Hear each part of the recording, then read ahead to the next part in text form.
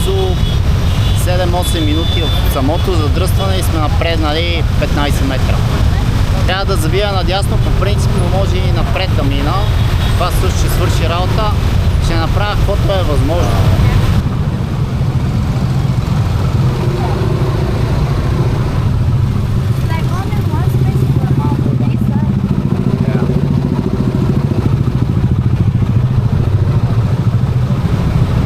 Never ends.